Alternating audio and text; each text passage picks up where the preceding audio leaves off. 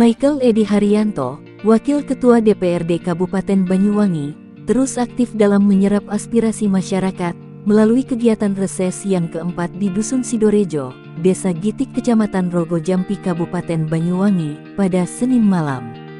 Tampak hadir Hamzah, Kepala Desa Gitik, selaku tuan rumah yang berketempatan, didampingi ketua dan jajaran anggota BPD, Babinsa, serta Babin Kamtipmas Desa Gitik, dan masyarakat setempat sangat antusias sekali.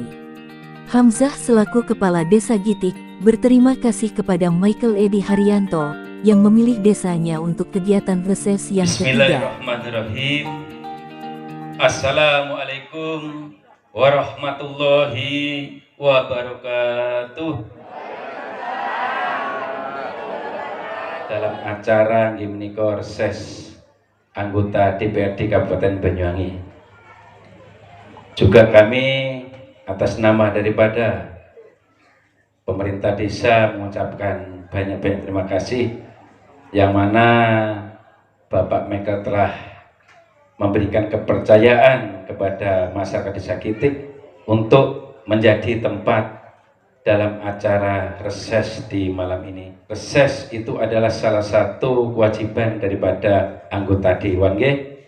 Jadi ini kita semuanya nanti bisa mendengarkan, menyimak apa yang akan disampaikan oleh beliaunya, yaitu Bapak Michael selaku anggota DPRD Kabupaten Banyuwangi.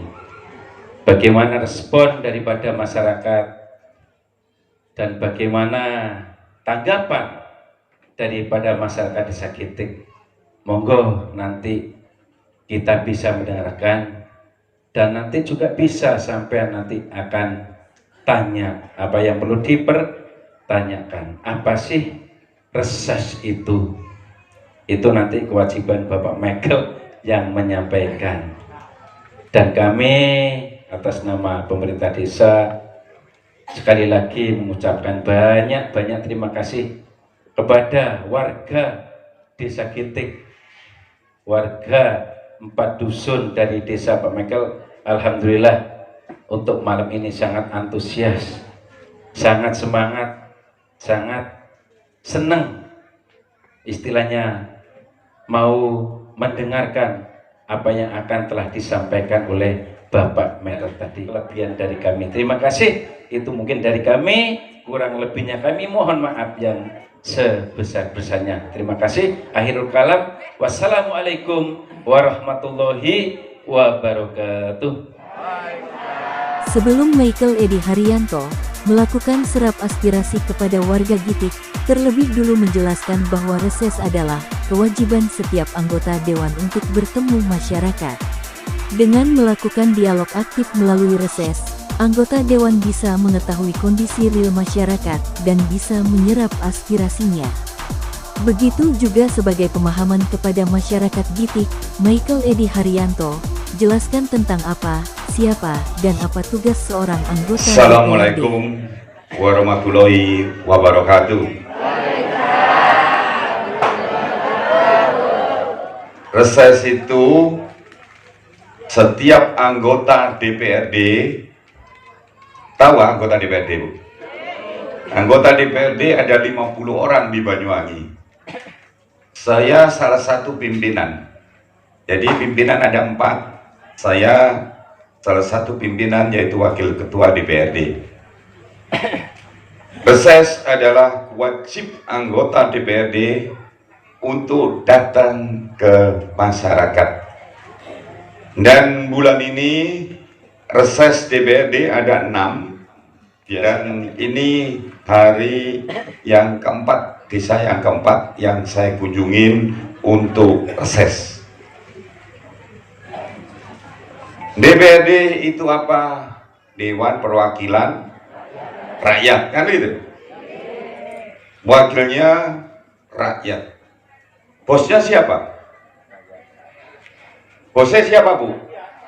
Ya bosnya rakyat. DPR itu punya bos yang namanya rakyat. Jadi saya ini adalah wakilnya rakyat, pegawainya rakyat. Saya ini kulinya rakyat, atau seringkali saya katakan saya ini sudah menjadi jomosnya rakyat.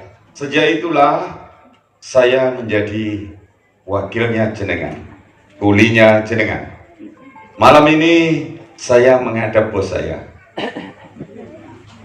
perintahkan saya atau ungkapkan unek-unek jenengan, persoalan-persoalan jenengan. Ya. Siapa tahu saya sebagai pegawainya jenengan, saya akan berusaha untuk memenuhi apa yang diinginkan rakyat. Siap, silakan. Monggo. Terima kasih waktu yang diberikan kepada saya. Mungkin dari sekian banyak masyarakat yang hadir pada saat ini bisa menatap ndite jenenge Pak Michael. Yang pertama, ketika itu saya bersama Bapak Kepala Desa ini, karena saya adalah merupakan takmir Masjid Baitur Rahim Kitik yang pada saat itu sedang membangun, dan dengan keikhlasan secara pribadi saya mengucapkan terima kasih kepada Bapak Michael yang sudah menyalurkan bantuan semen sebanyak 100 sak untuk pembangunan desa masjid ini. Ini yang pertama. Lalu saya sampaikan bahwa di sini ini banyak sekali masyarakat dari pengusaha kelas menengah ke bawah, Pak. Rata-rata modal yang beliau miliki itu adalah dari pinjam sana, pinjam sini. Yang artinya bahwa pengusaha desa Kitik ini boleh saya katakan adalah pengusaha yang sangat minus sekali. Perlu diketahui bahwa di desa Kitik ini pengusaha mayoritas itu adalah pengusaha tahu kelas menengah ke bawah, Pak Lurah ya. Nah, di samping itu juga ada pengusaha-pengusaha yang kelas menengah ke bawah, tetapi rata-rata modalnya Pak itu adalah modal pinjaman. Oleh karena itu saya berharap sekali mewakili dari masyarakat desa Kitik khususnya, kami berharap nanti pencerahan dari Bapak Michael bagaimana cara memperoleh modal yang modalnya itu bisa digunakan untuk mengembangkan sebagai usaha dan masyarakat Kitik menjadi lebih pertanyakan. Kebetulan selamat datang di desa kami, desa Kitik. Mudah-mudahan Bapak Michael selalu sehat jasmani dan rohani, dan mudah-mudahan apa yang bukan selalu sukses. Amin. Amin. Langsung saja pertanyaan saya, karena ini menyangkut pemerintahan desa ya. Perihal kemiskinan. Kemiskinan yang ada di Indonesia ini mayoritas ada di desa-desa, termasuk mungkin di desa Kitik ya. Untuk itu saya akan menyampaikan, karena birokrasi yang ada di Indonesia, utama Banyuwangi, sampah-sampah teknokrasi yang berlebihan mengakibatkan peranan pemerintah desa ini kurang kondusif. Ya, sehingga inovasi-inovasi yang dilakukan oleh pemerintah desa kadang-kadang tidak menyambung di pemerintahan yang ada di kabupaten, sesuai dengan Undang-Undang Desa Nomor 6 Tahun 2004. Karena apa? Fragmentasinya, ketigaklembagaan antara Kementerian Dalam Negeri, Kementerian Keuangan, dan Kementerian Desa ini saling berkesinambungan. Untuk itu saya berharap nantinya jika Bapak Michael bisa duduk kembali di parlemen DPRD tingkat 2 Banyuwangi, mudah-mudahan Tuhan Yang Maha Esa selalu meridhoi. Amin. Apa yang Bapak lakukan dan solidasikan agar pemerintahan desa ini bersinergi, berkonsolidasi, apa yang ada di inovasi-inovasi desa ini bisa berkelanjutan untuk masyarakat desa Kitik khususnya dan umumnya desa-desa yang ada di Banyuwangi. Dan apa yang perlu Bapak koreksi dan Bapak catat tentang desa-desa yang ada di Banyuwangi. Itu pertanyaan yang pertama. Yang kedua, siapa yang tidak kenal Bapak Michael Edi Haryanto, seorang pengusaha atau penguasa pupuk yang ada di Banyuwangi, gitu ya. Dulu waktu saya kecil atau mbah-mbah saya masih punya lahan sawah yang berhektar-hektar, kita tidak sulit untuk mencari pupuk. Sedangkan di zaman milenial ini sawah-sawah sudah menyempit. Kenapa? Pupuk yang ada di Banyuwangi ini kok sulit, padahal kita beli. Dulu pupuk murah kita gampang, ini pupuk mahal kita sulit untuk membeli. Padahal Bapak Michael adalah salah satu distributor atau penyalur pupuk yang ada di kota Banyuwangi. Untuk itu kami pencerahan dan mohon solusi untuk para petani agar tidak menjerit waktu untuk memupuk sawah-sawah yang ada di Desa Gitik ini. Terima kasih. Assalamualaikum warahmatullahi wabarakatuh. Waalaikumsalam warahmatullahi wabarakatuh. Saya mau minta bantuan dengan hormat. Nama Ibu Asmiati dari Gitik Sidomulyo. Berhubung pembangunan Masjid Sidomulyo belum selesai, saya juga minta bantuan dengan Pak Michael, serta untuk penerangan lampu antara Pondok Safia Masjid ke minta apanya? Masjid depannya belum paving-an. Oh, minta paving. Ya. Yang jadi enak paving depan masjid. Ya, terus penerangan antara Masjid Pondokan Safia ke Sidomulyo belum ada lampunya. LPGU. Ya, terus menindaklanjut seragam muslimat. Desa Gitik kan ada 3 dusun. Saya mohon ditindaklanjuti 4 dusun itu dikasih semua. Antara 210 jumlahnya ibu-ibu muslimat Gitik Sidomulyo. Ya. Pak Michael, saya kan seorang pelaku sampah organik.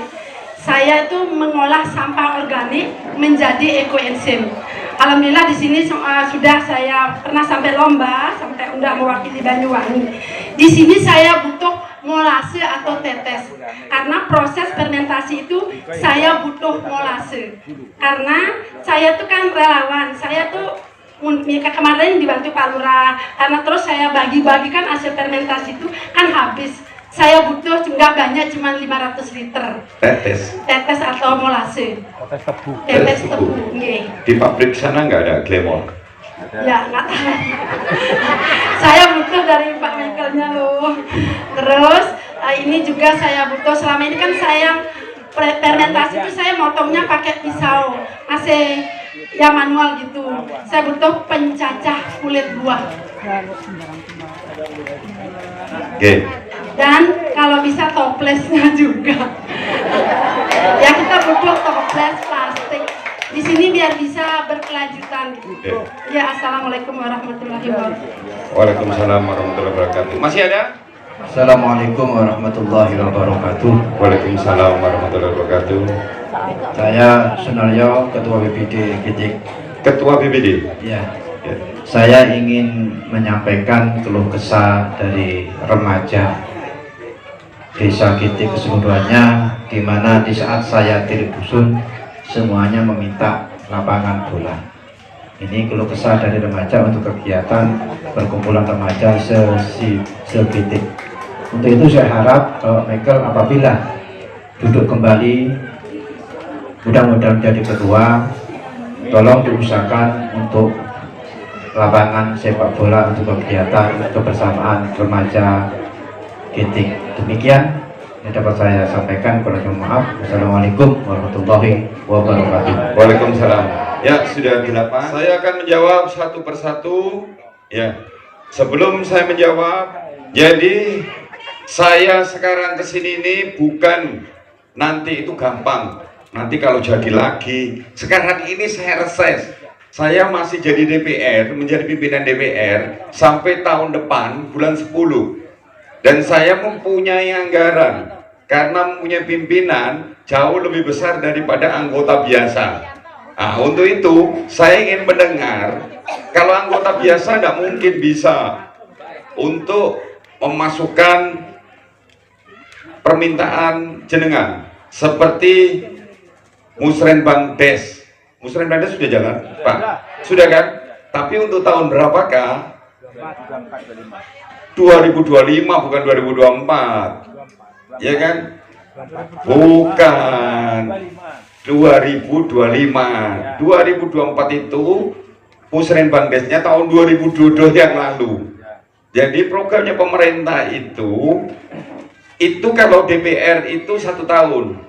Kalau desa bisa sebelumnya, ya seperti sekarang ini untuk tahun 2025 bukan 2024. DPR itu tahun 2023 Maret terakhir itu tahun 2024. Kalau pimpinan itu ada jalan tolnya. Nah, kalau pimpinan itu punya jalan tol, suatu saat ketika belum didok, belum ada namanya, itu saya masih bisa memasukkan yang dibutuhkan oleh masyarakat. Jadi ini semua yang diminta ini saya akan menganggarkan tahun 2024 jika saya bisa sesuai dengan aturan yang berlaku. Yang pertama, Pak Handoko, anggota BPD dan Tamir Masjid, terima kasih Pak atas informasinya kepada masyarakat. Padahal saya nggak memberitahukan, yang tahu hanya Pak Lurah sama Gusti Allah, tapi dikasih tahu sama Pak Lurah dan Pak Ketua BPD. Solusi untuk pengusaha menengah, saya sampai kaget. Di Gitik ini rata-rata pengusaha menengah ke bawah. Yang dimaksud ternyata pengusaha, banyak pengusaha UMKM, ya tempe, tahu gitu ya. Dan perlu permodalan. Ya. Tahun 2024 ini belum bisa. Karena apa? Karena fokus tentang pembangunan. Dulu pernah saya lakukan, pernah saya coba, dan salah satu mungkin Gitik ini sudah saya panggil. Saya dulu mempunyai program itu. Aslinya saya ngerti yang dibutuhkan rakyat itu saya tahu, tapi rakyat gak mengerti tentang apa yang diusulkan kepada anggota DPR. Enggak tahu. Saya tahu kepala desa, 10 kepala desa saya panggil, saya kumpulkan, mau saya beri uang. Yang dibutuhkan masyarakat itu permodalan. Jadi saya berikan waktu itu 500 jutaan karena saya baru jadi DPR, tapi saya ngerti bagaimana caranya untuk membantu rakyat. Saya mau panggil 10 kepala desa, saya berikan 500 untuk menggerakkan perekonomian di desa. Mungkin di Gitik bisa digunakan untuk itu kan itu. Dan pejabat di Banyuwangi sudah saya beritahu, oh bagus Pak Michael, saya akan mendukung. Setelah mau didok, ternyata saya dipanggil, maaf Pak, masih belum bisa. Sehingga program ini yang pro rakyat itu tidak bisa terlaksana. Dan ke depan saya sudah mengerti dan sudah tahu. Karena saya baru jadi DPR, saya belajar terus. Dan sekarang sudah saatnya saya harus tahu, memberitahu kepada rakyat bahwa program ini akan saya jalankan. Karena benar program ini sangat dibutuhkan untuk membantu pengusaha-pengusaha menengah ke bawah, katanya Pak Handoko. Bisa. Dengan cara apa? Cara seperti yang dulu saya lakukan. Saya sekarang setiap tahun Pak Amja saya telepon, Pak Amja perlu bangunan apa? Nggak perlu, Gitik semua sudah pavingan, sudah bangunan katanya. Wah hebat, memang saya lihat sini nggak ada yang minta paving, ya sedikit karena ada masjid. Biasanya di desa mana belum apa-apa sudah jalan saya rusak Pak, saya minta hotfix, saya minta paving. Tapi di sini saya tawarin Pak Amja, Pak butuh apa? Butuh apa? Jadi tidak perlu minta, saya tawarin butuh apa, saya berikan. Jadi tidak perlu minta, saya berikan. Nah, nanti ke depan program itu cocok dengan saya, cocok dengan Pak Handoko. Nanti saya ceritakan Pak ya. Ya, yang penting saya ke depan akan membantu. Permodalannya dari mana? Saya berikan kepada Pak Amja. Bukan Pak Amjanya, tapi kepala desanya. Kepala desa yang baik, yang komunikasi dengan saya. Kalau saya bisa memberikan bantuan misalnya 501 miliar, saya pun juga bisa memberikan dana ke desa 1 miliar Pak. Jadi bisa untuk apa? Kalau DD-ADD kan sudah ada keterangannya. DD-ADD untuk apa? Untuk ini, untuk ini, untuk ini, kan gitu. Saya juga begitu nanti. Saya bisa memberikan uang 1 miliar. Pak Kades, saya titip 1 miliar untuk pengusaha ini yang mau berubah. Bukan orang yang mau cari duit saja, tapi mau ada yang berubah. Bantuan ini tidak bisa perorangan, harus kelompok Pak.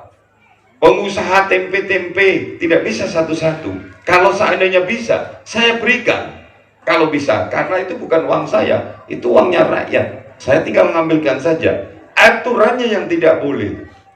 Bisa memberikan harus ngelompok. Jadi pengusaha tempe, pengusaha tahu, ngelompok, perlu apa permodalan, itu bisa saya lakukan, saya berikan ke depannya. Ke depan saya berikan bantuan duit itu. Jadi bersama-sama DD-ADD, duit itu langsung masuk ke desa, tergantung desa, untuk diberikan caranya bagaimana. Yang penting nanti kepala desa kerjasama dengan saya, ini kerjasama dengan masyarakat yang membutuhkan, sudah ditentukan juga Pak, untuk bantuan tempe, bantuan tahu, untuk kelompok ibu-ibu, mau ibu-ibu membuat kelompok, mau buat kelompok, buat kue kering, kue basah, atau makanan, seperti yang ada di Badian. Badian tahu nggak? Itu desa kelahiran saya itu. Saya lahir di sana. Itu ibu-ibunya itu masak semua. Jual kue kering, kue basah, ya masakan apapun. Yang jual siapa? Biasanya kan bingung ibu-ibu. Bisa membuat kue, tapi yang jual siapa? Di Badian ada 77 lebih. Itu yang laki, itu jualan pakai sepeda motor namanya pet-pet, tahu? Pernah nggak? Pet gitu. Itu orang Badian itu. Jadi ibunya masak, perorangan itu bapaknya yang jual. Ini juga begitu bisa dicontoh, tapi tidak perlu perorangan, bisa ngelompok. Oh, kelompok ibu-ibu yang dusun ini bisa membuat ini. Nanti ada yang laki yang mau apa? Permodalan nanti bisa dirundingkan. Saya bisa memberikan bantuan permodalan, tapi lewat kembali ke desa. Jadi program saya ke depan seperti itu. Bu Titi, Sidorejo, seragam muslimat 65 hari Jumat ya Bu ya, saya kirim ke kepala desa ya. Pak Edi Arianto, kemiskinan tidak sinkron antara pemerintahan desa, pemerintahan kabupaten, pemerintahan provinsi dan pusat, terutama khususnya kadang-kadang yang paling parah itu bantuan PKH dan BLT. Banyak yang mengeluh ya, ada yang sudah kaya, punya rumahnya gedung, tetap dapat bantuan, tetapi yang butuh tidak dapat gitu. Ya, jadi nggak ada kesinkronan dan sebagainya. Saya kemarin 2 minggu lalu rapat, ya, mengenai Banggar, saya sudah bahas. Masyarakat menuduh kepala desanya pilih kasih. Ini kan masyarakat unek-uneknya masyarakat. Nanti ini, setelah ini akan kita panggil kepala desa dan juga yang ngurus, ada kan yang ngurus desa kan? Bagian pendamping itu kan? Nanti kita akan panggil, siapa sih sebetulnya yang nakal ini? Ya saya bilang, saya urus begitu. Nanti akan ketemu. Ya, ya. Sehingga adil bagi masyarakat.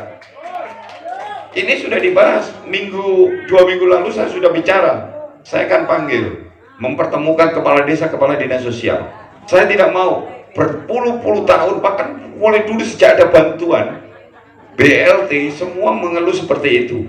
Bahkan yang nggak punya di Gelaga, saya dikirimin foto, ini loh Pak, ini orang nggak punya, rumahnya jelek, nggak punya apa-apa, diputus, tapi sebelahnya rumahnya gedung, masih dapat terus-terusan. Saya ke sana sampai ke rumahnya. Begitu, saya urus, akhirnya dapat, dikembalikan lagi, kan itu. Itulah kadang-kadang administrasi nggak sinkron, tapi semua sebetulnya sinkron, cuma ada oknum-oknum saja. Ya, nanti kita akan ngurus supaya benar-benar yang mendapat bantuan ya akan dapat bantuan, gitu kan. Pupuk sulit.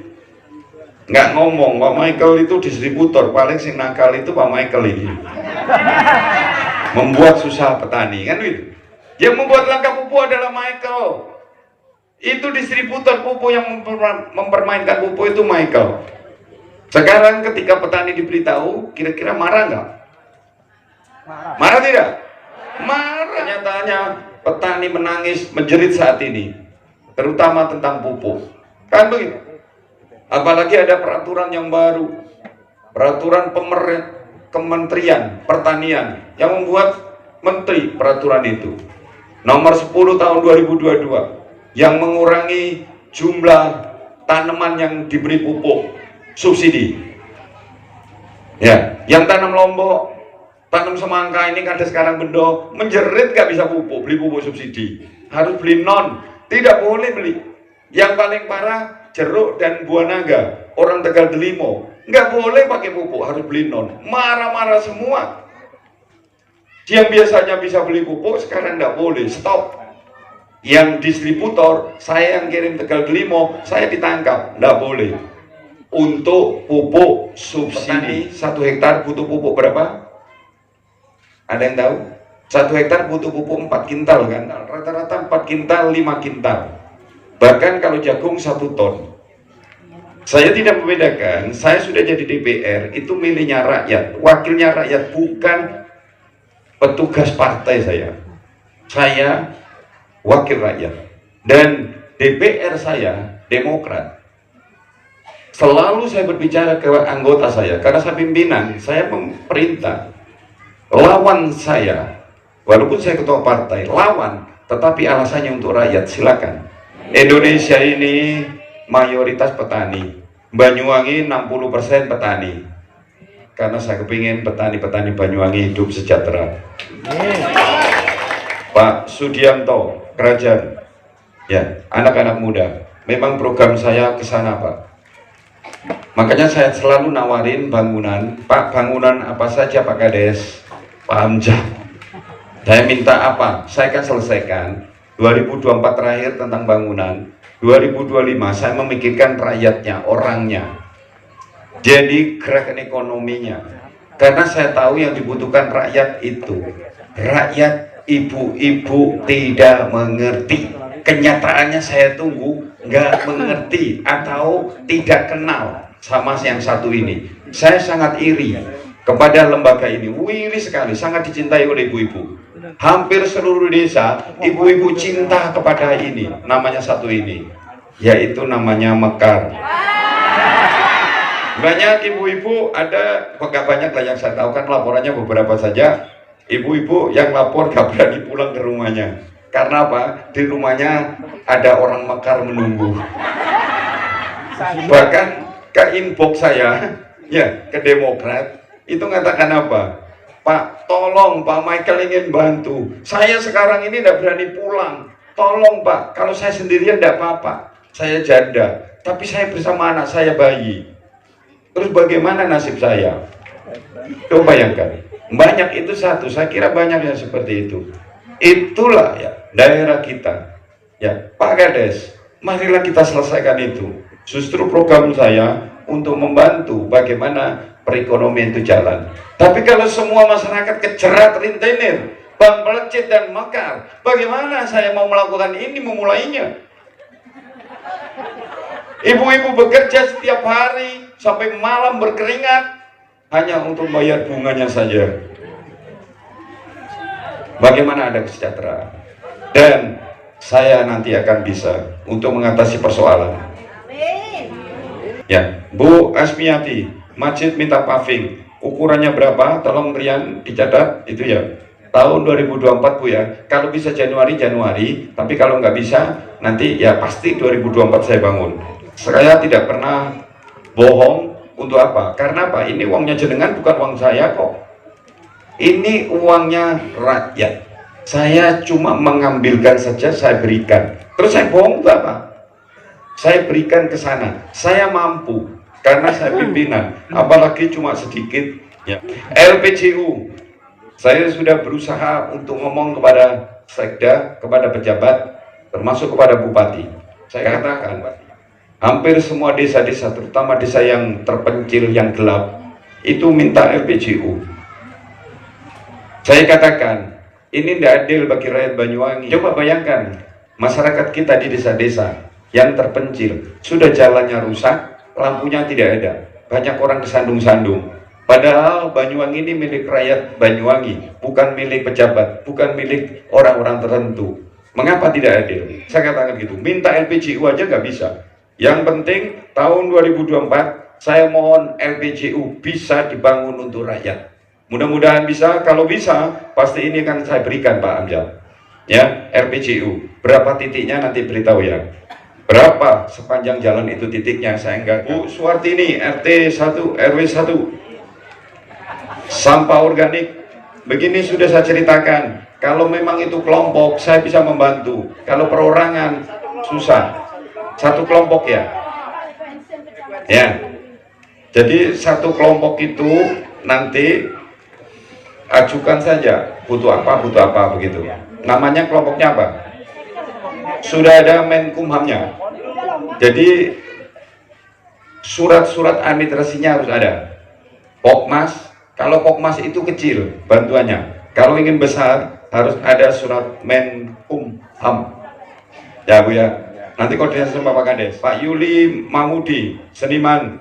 Ya kalau memang itu alat kesenian, namanya kesenian apa, Pokmasnya apa, ya jangan ada kelompok-kelompok janger-janger mainan tapi nggak ada nama kelompoknya, itu nggak bisa. Beli peralatan apa saja, kalau banyak harus ngajukan dan punya Pokmas kelompok kesenian gitu Pak ya.